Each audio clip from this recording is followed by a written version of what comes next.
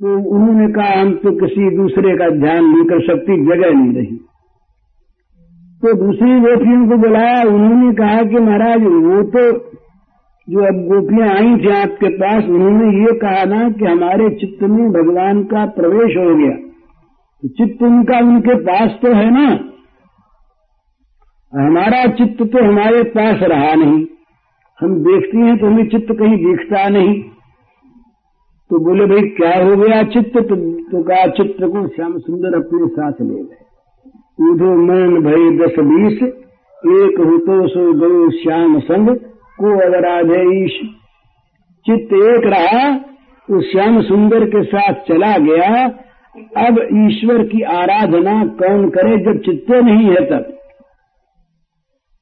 और फिर तीसरे मंडल ने आके बताया कि महाराज ये बात आप उनसे कहो जो हमारे अंदर चित्त बने बैठे, हमसे कहने की आवश्यकता नहीं, क्योंकि हमारे पास तो चित्त है ही नहीं अपना। अपना चित्त हो तब अपने ध्यान करने की बात सोचें। जिनका चित्त यहाँ चित्त बनकर काम कर रहा है, जो चित्त बन रहे हैं, कुछ कहना हो ध्यान करने बनने के बाद तो उनसे कहिए आप जाके। तो कहा किसका चित्त तुम्हारा चित्त बना है? तो गोपियों ने सुनाया कि आप जब चले थे मथुरा से, उस समय श्याम सुंदर ने क्या कहा था आपसे याद कीजिए। का मन मनस्का मत प्राणा मदर्थी त्यक्तदेहि कहा, मेरा मन उनका मन बन रहा है, मेरे प्राणों से भी अनुप्राणित हैं, मेरे लिए उनके जगत के सारे कार्य कभी के परित्यक्त हो गए। तो जो चित्त बने यहाँ पर उनके लिए आपका उपदेश हो सकता है, हमारे लिए कुछ नहीं। तो आविष्ट चेता, ये कहते हैं कि जिनका चित्त भगवान में आविष्ट हो गया है, भगवत चरणारविंद में जिनका चित्त लगा है, सारा विश्वास, सारा भरोसा, सारी आत्मीयता सब के सब एकमात्र भगवत चरणारविंद में आकर केंद्रित हो गई है। ऐसे भक्त आपके मंगलमय नामों का, रूपों का श्रवण, कीर्तन, स्मरण और चिंतन, 4 बात बताई।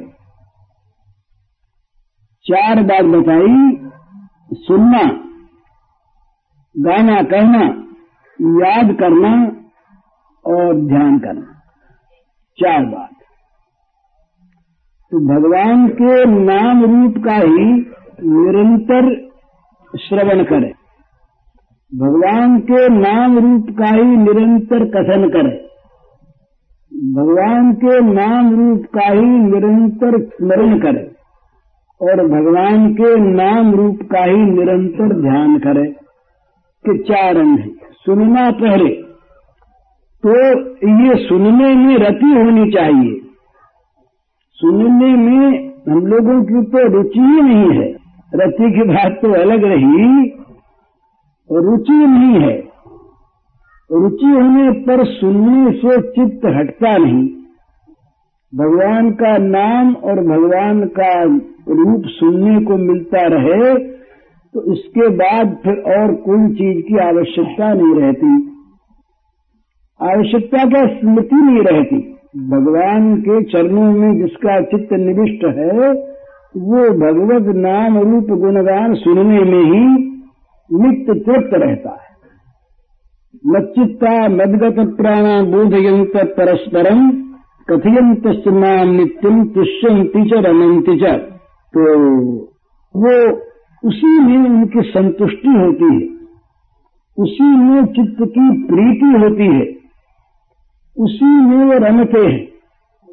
तो भगवान का नाम रूप सुनने को नित्य मिलता रहे और सुनने में रुचि और रति हो जाए।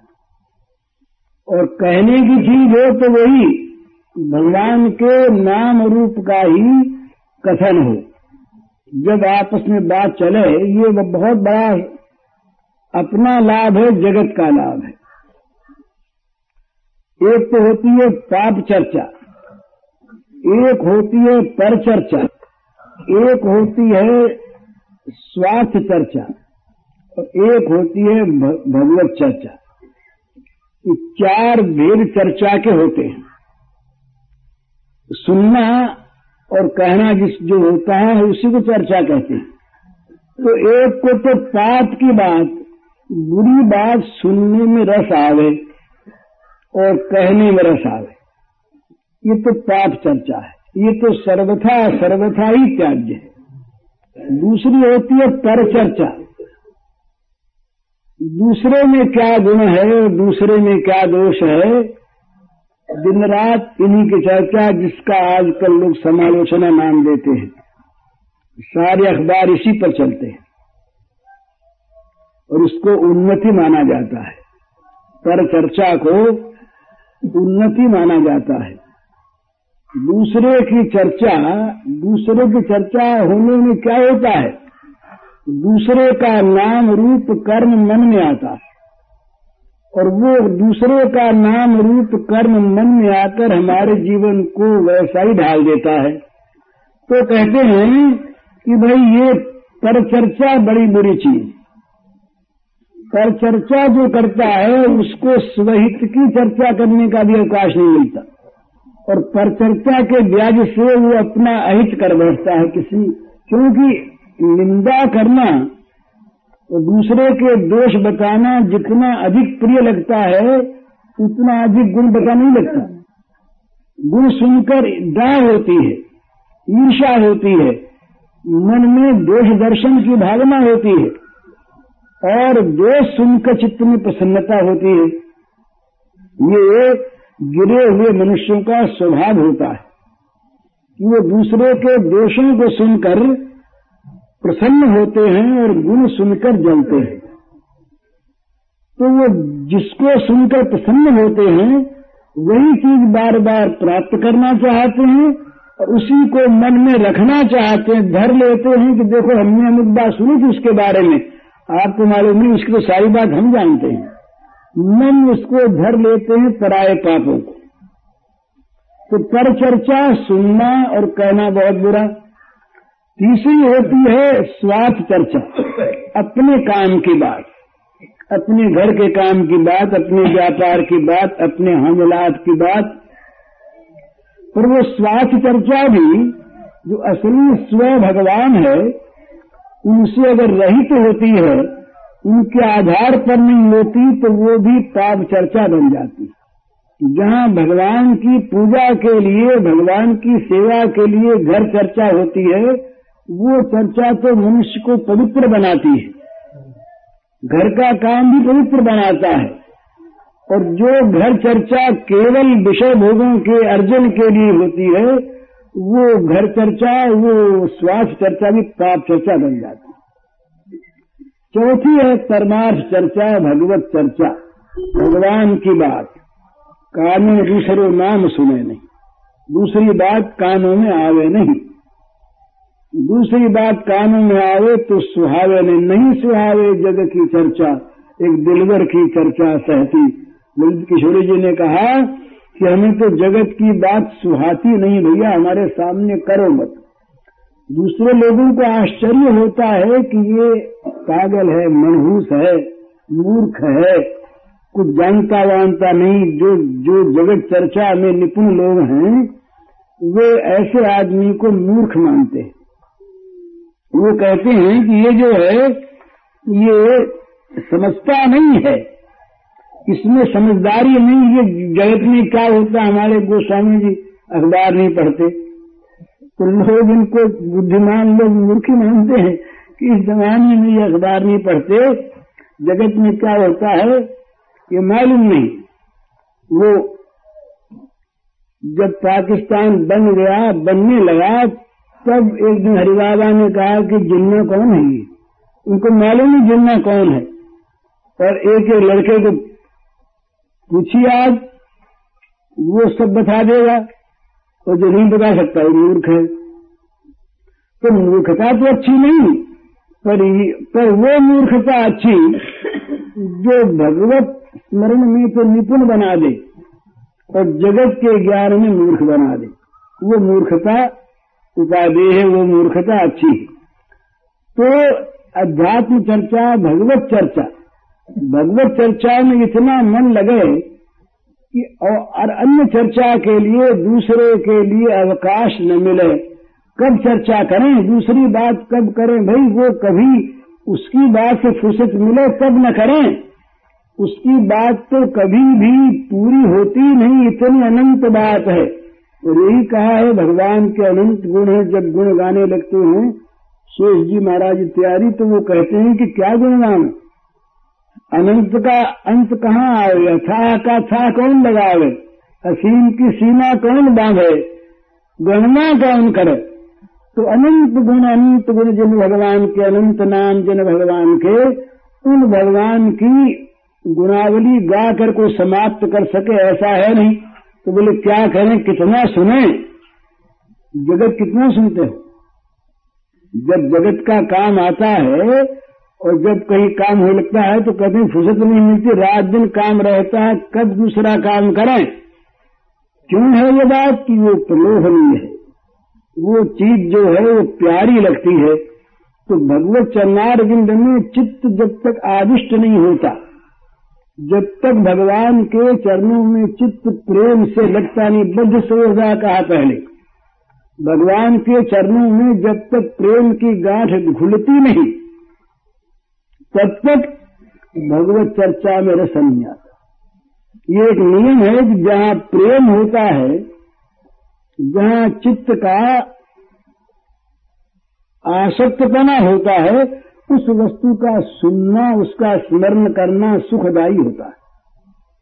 भरत जी महाराज ने जब देखा वो श्रृंगवेरपुर में सीता जी और भगवान रामचंद्र जहां पर रात को उन्होंने विश्राम किया था, वहां कोई ओढ़नी के, कोई गोटे के तार वार दिखे, तो उनको इतनी प्रसन्नता हुई भरत जी को, जो उठा उठा करके उसको मस्तक पर लगाने लगे, लौटने लगे वहां पर। अक्रूर जी ने जब भगवान के चरण चिन्हों को देखा, धूल में मरे हुए चरण चिन्ह अंकित है। ये चरणों की बात अभी कहेंगे, देवता भी कहेंगे ये चरण चिन्हों की बात। अंकित देखा चरण चिन्हों को, तो अक्रूर जी से रहा नहीं गया। बूढ़े अक्रूर जी रथ से उतर पड़े और वही जमीन पर लौटने लगे, उस जमीन पर लौटने लगे, धूल में भर गए। क्योंकि उनमें, उन चरणों में उनकी प्रीति थी। तो जहां प्रीति होती है उसका जरा सा कहीं नाम सुन ले तो चित्त हरा हो जाता है, चित्त में एक रस बहने लगता है। तो आविष्ट चेता जो भगवान के चरणारविंद में आविष्ट चित्त है, जिनका चित्त भगवत चरणों में प्रियता को प्राप्त करता है, जहां भगवान के चरण कमल अत्यंत प्रिय मालूम होते हैं, वहां भगवान का नाम रूप सुनने में और कहने में बड़ा प्यारा लगता है। तो भगवान के नाम रूप का ही चिंतन करे, ये श्रवण करे। तो बोले भी नाम के स्मरण से क्या होगा? तो श्रीधर स्वामी ने लिखा है इसकी टीका में कि जो लोग इसको अर्थवाद मानते हैं वे मूर्ख हैं। ये अर्थवाद नहीं, ये तो यथार्थ निरूपण करने की चेष्टा मात्र है। क्योंकि भगवान में और भगवान के नाम में अंतर नहीं है। जो नाम है वही नामी है, भगवान ही नाम रूप से प्रकट है यहाँ पर। इसलिए भगवान के नाम का और भगवान के रूप का जो श्रवण करते हैं वो भगवान का ही स्मरण करते हैं। उनका नाम उनसे अलग नहीं, उनका रूप उनसे अलग नहीं। तो भगवान के नाम का जो श्रवण करते हैं वो भगवान का ही श्रवण करते हैं। तो हमारा चित्त जब व्याकुल हो जाएगा प्रेम के कारण से भगवान की चर्चा सुनने के लिए, भगवान का नाम रूप सुनने के लिए, तब क्या होगा कि वो चित्त में आए हुए भगवान वो स्वयं ही नाम रूप सुनाने लगेंगे। सुनाने लगेंगे, अपने आप सुनाने लगेंगे। उसके पास ऐसे भक्तों को भेज देंगे कि जो नाम वो सुनाने लगे, और उसके पास जो आवेंगे उनको भी नाम रूप सुनना पड़ेगा। दूसरे लोग आना बंद कर देंगे, दूसरे लोग आना बंद कर देंगे क्योंकि वहां पर भगवान के नाम रूप के अतिरिक्त वहां कोई चीज रहेगी नहीं। अरे जिस दुकान पर जो चीज मिलती है उसी के लेने वाले तो वहां आते हैं ना, और चीज वाले आना बंद कर देते हैं, स्वाभाविक बात है। तो जहां अमृत बिकता है वहां जहर कहाँ मिलेगा। इसी प्रकार से भगवान के नाम रूप का वर्णन करने वालों के पास नाम रूप सुनने वाले ही आवेंगे और कोई आवेगा नहीं। तो फिर उनको स्मरण में और सुविधा होगी। जितना जितना भगवान के नामों का श्रवण, रूपों का स्मरण और कथन होगा, उतना उतना स्मरण बढ़ेगा, और जितना जितना स्मरण बढ़ेगा उतना उतना ही निरूपण में, कहने में और सुनने में शक्ति आएगी। इन सबका संबंध है। और स्मरण करते करते, मन से स्मरण करते करते जब चित्त चिंतन परायण हो जाएगा, मन का और चित्त का यही अंतर है। मन संकल्प विकल्प करने वाला है और चित्त चिंतन करने वाला है। तो जब भगवान चित्त में आकर के बैठ जाएंगे, उसके बाद दूसरी चीज उसको सुहावेगी नहीं। लोग पागल बताएंगे, मूर्ख बताएंगे, और जिन लोगों का काम नहीं निकलेगा वो नहीं आएंगे, वो समझेगा अच्छा हो गया। ये बड़ा भारी दृष्टि भेद होता है। भगवान को जो चाहते हैं वे भगवान की बात के सिवा दूसरी बात सुनना नहीं चाहते, इसलिए दूसरी बात सुनाने वाले उनको प्रतिकूल मालूम होते हैं। उनके पास रहना और उनको पास रखना उन्हें अच्छा नहीं लगता। ठीक इससे उल्टा जो भोग परायण लोग हैं, वो भोग की बात जहाँ सुनने को न मिले वहाँ उनका मन नहीं लगता। बोले यहाँ तो कोई काम की बात है ही, यहाँ तो सब फालतू फालतू बात करने वाले लोग बैठे, फालतू, उनको फालतू बात लगती है। जो जिस चर्चा में विषय चर्चा न हो, भोग चर्चा न हो, वो फालतू। ये परस्पर दृष्टिकोण का भेद है। तो भगवान के चरणारविंद में जिसका चित्त आविष्ट हो गया, वे लोग ही वास्तव में भगवान के नाम का और भगवान के रूप का ठीक ठीक श्रवण करते हैं, कथन करते हैं, चिंतन करते हैं और ध्यान करते हैं। तो उसका फल क्या होता है? बोले फिर उनको ये जगत देखना ही पड़ता है। जिन आँखिन में रूप बसो उन आँखिन सो फिर देखिए का। भगवान का रूप उनके जीवन की आंखों में भर जाता है, उनके जीवन में भगवान प्रविष्ट कर जाते हैं, वे भगवान में जा करके प्रविष्ट हो जाते हैं। तो फिर न भयाय कल्पते, इस संसार में, इस संसार सागर में, इस चक्र में, इस जन्म मृत्यु के चक्कर में फिर उनको नहीं आना पड़ता। वो भगवान के नित्य संगी बन जाते हैं। ये भगवान के नाम रूप के श्रवण, गायन, स्मरण और ध्यान का फल है, अवश्यम भावी फल है। तो ये दो अंतर है इसमें। भगवान के नाम रूप का चिंतन किसी प्रकार से भी लाभदायक है, तथापि एक तो होता है प्रीतिपूर्वक और एक होता है अप्रीतिपूर्वक। इन दोनों में अंतर है।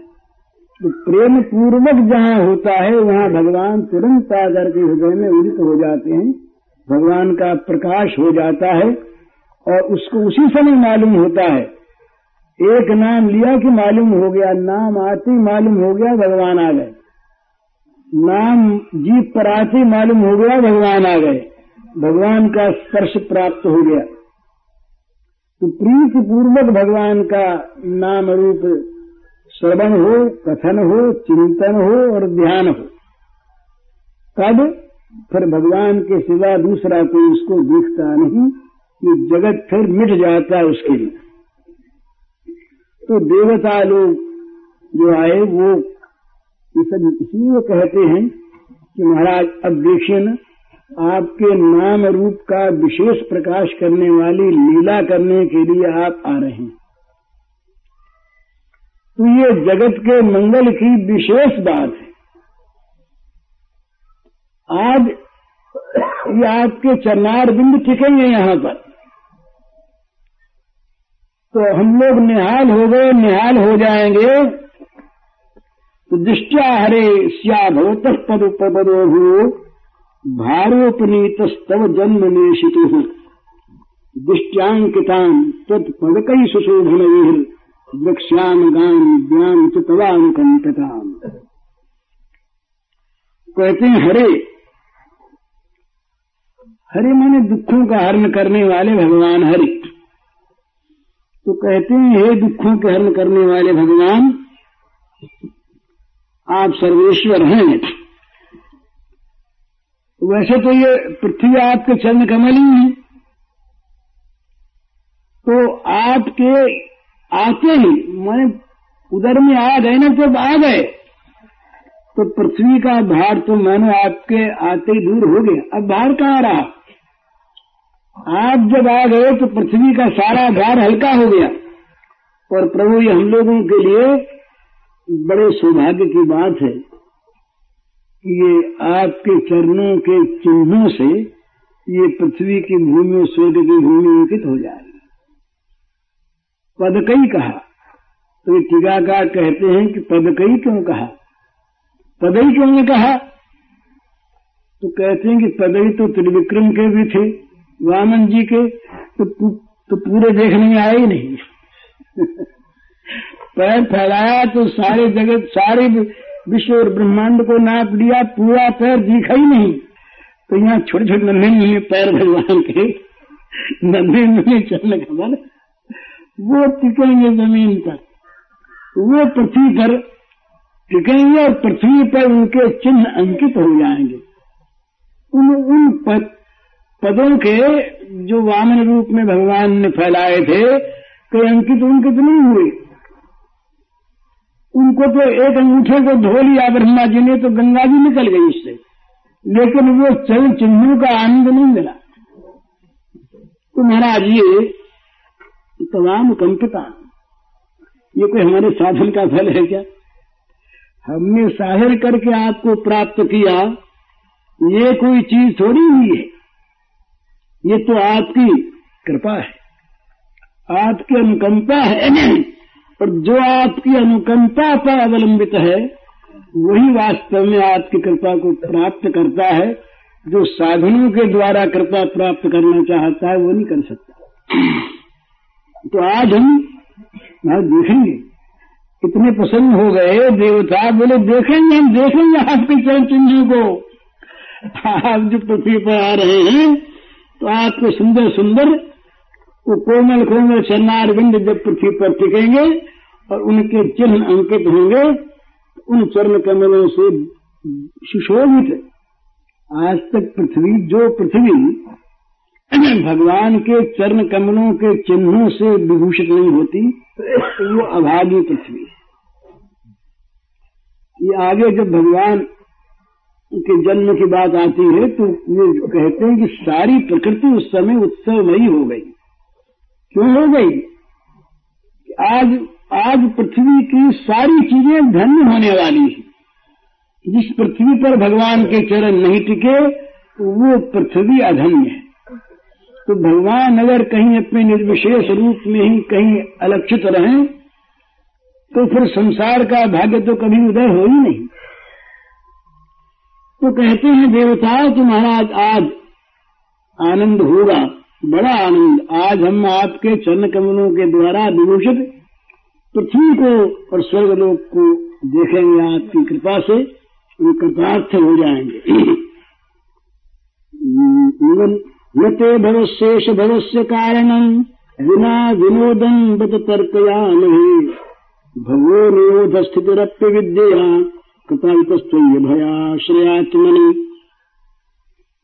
बोले महाराज ये आपका जन्म होता है, ऐसी बात नहीं।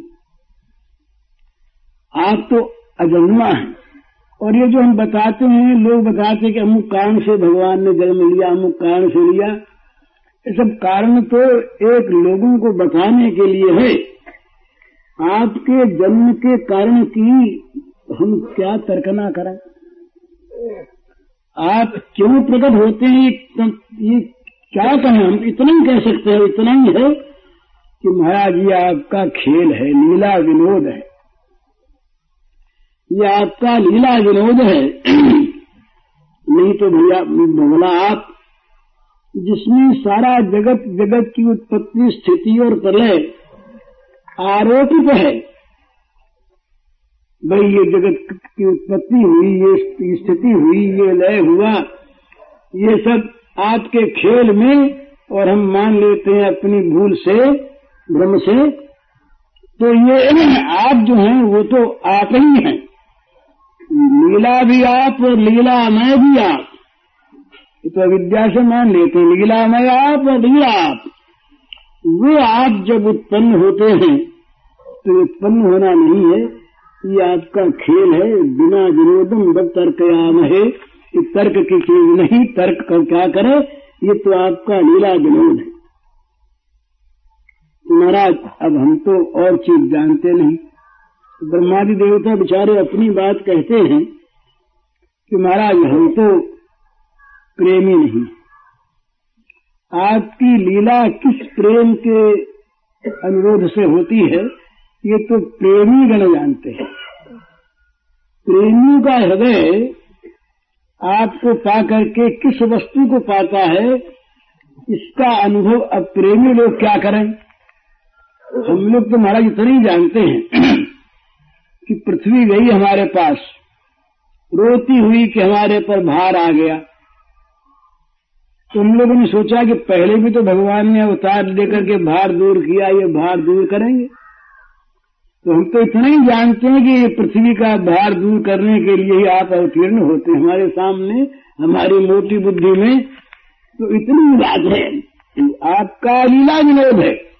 ये कारण हम बता रहे हैं, सो बात नहीं है, लेकिन हम यही जानते हैं। तो प्रभु मत्स्यास्व कच्छप नृसंग बराहंस राजन्य विप्र विबुधेषु कृतावतार त्वं पाशनस्त्रिभुवनं च यथाधिनिवेश भारं भूहर यदुत्तम वंदनम ते। कहते प्रभु जिस प्रकार आपने पहले अनेकों बार कभी मत्स्यावतार लिया, कभी घोड़े बने हैं, गिरियावतार हुआ, कछुए बने, आधे आदमी राधे सिंहावतार हुआ, बराह अवतार हुआ, हंसावतार हुआ, रामावतार, परशुरामावतार, वामनावतार, ये सारे अवतार जो हुए ये हम लोगों की और तीनों लोगों की रक्षा करने के लिए हुए। आपने रक्षा की। इस बार भी आप पृथ्वी का भार हरण कीजिए। हे गुणनंदन उत्तम, हम आपके चरणों की वंदना करते हैं। तो देवता कहते हैं, ब्रह्मादि देवता, कि महाराज हम ये लीला विनोद आपका मानते हुए भी, कि जो हम बताते हैं यही कारण न होते हुए भी हम इतना ही जानते हैं, हमारे लिए तो आप पृथ्वी का भार दूर करने, असुरों का संहार करने, देवताओं की रक्षा करने, देवताओं के लिए यज्ञ याग आदि सुरक्षित रखने, इसी के लिए आप पहले प्रकट हुए और इसी के लिए आप अब प्रकट हो रहे हैं। तो आप प्रकट हो करके पृथ्वी का भार हरण कीजिए। हम आपके चरणों में वंदना करते हैं। ये वंदना उनकी कर ली। अब वंदना करने के बाद भगवान के वंदना के माँ दिखाई दी उनको। भगवान में मन लगा था, अब सोचा अरे ये धन्य तो देवकी दे दी, ये अगर न होती तो भगवान के इस अवतरण का आधार क्या होता। ये सबसे श्रेष्ठ, सबसे अधिक पूजनीय तो ये माँ देवकी है। तो देवताओं ने अब माँ की तरफ हाथ जोड़ दिए और गदगद हो गए देवता। देवता बोले भैया ये तुम्हारे सौभाग्य की बात हम क्या कहें। दृष्ट्याम्बते कुक्षिगतः परपुमानं शेन साक्षात् भगवान् भवायनः मा भूद्भयम् भोजपतिर्मुमूर्षोर्गुप्ता जदीनाम् भविता तवात्मजः। बोलो माता अब डरो वरो मत आप। अब भोजपति जो कंस है उसका तनिक भी भय करने की आवश्यकता नहीं है, वो तो मुमूर्षु है, अब थोड़े दिनों का मेहमान है, वो मरना सन्न है बेचारा। बड़ा सौभाग्य आपका, हम लोगों पर बड़ी कृपा आपकी कि आपके स्नेह बल से आकर्षित होकर के स्वयं भगवान ये सबका कल्याण करने के लिए अपने ज्ञान बल आदि अंशों के साथ अपनी पूर्ण शक्तियों को लेकर स्वयं भगवान आपकी कुक्षी में, आपके कोख में आ गए हैं और अब ये प्रकट होने वाले हैं। अब ये आपके पुत्र बनकर तवात्मजः, आपके पुत्र बनकर अब वंश की रक्षा करेंगे। ये कहकर सुखदेव जी कहते हैं इत्यभिष्टे पुरुषम जदरूपमनिगम यथा ब्रह्मेशानूपूधाय देवा प्रतियोर्विवम्। सुखदेव जी कहते हैं परीक्षित इस प्रकार से ब्रह्मादि देवताओं ने भगवान की स्तुति की और तो बोलिए स्तुति में भगवान का निरूपण हो गया सारा, ऐसा नहीं मान लेना। ये तो भगवान यही हैं, इदम रूप से भगवान को बताया जाए ये बात बनती ही नहीं कि यही भगवान है। तो देवताओं ने जो स्तुति करके जितनी बात बताई उतने में भगवान के स्वरूप की समाप्ति हो गई हो, ऐसी बात नहीं है। लेकिन सब अपनी अपनी मति के अनुसार, अपनी अपनी बुद्धि और क्षमता के अनुसार निरूपण करते हैं। इसी प्रकार देवताओं ने भी अपनी वाणी को धन्य किया भगवान के का स्तवन करके। भगवान का स्तवन करने वाले कोई भगवान पर उपकार नहीं करते, उनका मन, उनकी वाणी, उनका जीवन धन्य होता है। इस प्रकार देवता लोगों ने भगवान का स्तवन किया। इसके बाद ब्रह्मा जी, शंकर जी को आगे करके सारे देवता ये अपने अपने स्थानों को लौट गए। ये देवस्तुति समाप्त हुई। अब भगवान देवस्तुति के बाद ही भगवान का प्राकट्य है। अब ये दूसरा अध्याय समाप्त हो गया, तीसरे अध्याय का प्रारंभ है। तो श्रीदेव जी महाराज पहले तो ये वर्णन करते हैं उस समय, उस रात्रि की प्रकृति की अवस्था का कि प्रकृति उत्सवमयी हो गई। तो श्रीदेव जी कहते हैं अथ सर्वगुणोपेतः कालः परम शोभनः यर्हेवा जलधर्मक्षम् शान्तरक्षगृहतारकम् दिश प्रसेदुर्गगनो गगनम् निर्मलोदुगणोदयम् महीमङ्गलभूयिष्ठ पुरग्राम ब्रजातरा नद्यः प्रसन्न सलिला हृदा जलरुहश्रियः द्विजालकुलसन्नादस्तबका वनराजयः भवो वायुसुखस्पर्शः पुण्यगन्धवः शुचिः अग्न्यस्य द्विजातीनां शान्तास्तत्र समिन्धत मनां शासन् प्रसन्नानि साधूनामसुरद्रुहान् जायमाने जले तस्मिन् दुर्गन्धवयो दिविः जगु किन्नरगन्धर्वास्तुष्टुः शुद्धचारणाः विद्याधर्यश्च निमृत्युरप्सरोभिः समं तदा मुमुचुर्मुनयो देवाः सुमनांसि मुदान्विताः मन्दं मन्दं जलधरा जगर्गुरुसागरम् निशीथे तमुद्भूते जायमाने जनार्दने देवक्यां देवरूपिण्यां विष्णुः सर्वगुहाशयः।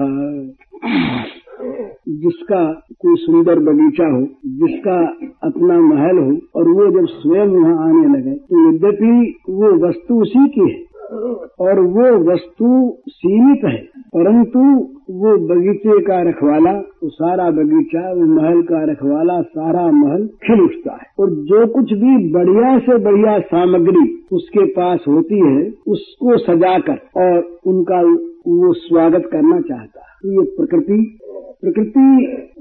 परमात्मा की स्वरूप होता है और प्रकृति परमात्मा की ये अर्धांगिनी है। प्रकृति परमात्मा की सेविका है और प्रकृति के द्वारा ही परमात्मा के सारे गुणों का प्रकाश होता है। सारा काम प्रकृति ही करती है। प्रकृति न हो तो भगवान का काम न हो। तो ये प्रकृति के अनेक प्रकार हैं। यद्यपि ब्रज में, मथुरा में उस समय प्रकृति विशुद्धा प्रकृति थी। भगवान का लोक ही उस समय आविर्भूत हो गया था ब्रजमंडल में। तथापि प्रकृति के जो विभिन्न अंश हैं, ये राक्षसों के द्वारा, असुरों के द्वारा उत्पीड़ित होकर सब मलिन हो रहे थे, उदास हो रहे थे। इनमें प्रसन्नता नहीं थी। ये जितने भी प्रकृति के ये खास खास उपादान हैं, ये काल हैं, दिशाएं, पृथ्वी, जल, अग्नि, वायु, आकाश, मन और आत्मा, इन 9 द्रव्यों का वर्णन किया यहाँ पर।